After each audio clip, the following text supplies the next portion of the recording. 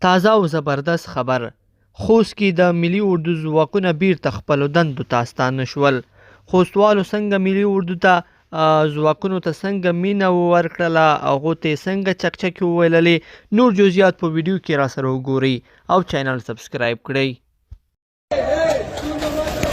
په خوست کې هغه د ملي ځواکونه بیا بېرته خپلې دندې ته راوسپارلو، خپلې وظیفو باندې پیل وکړو.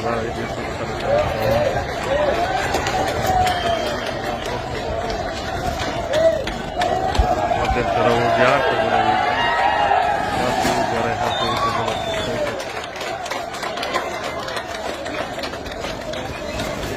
بابا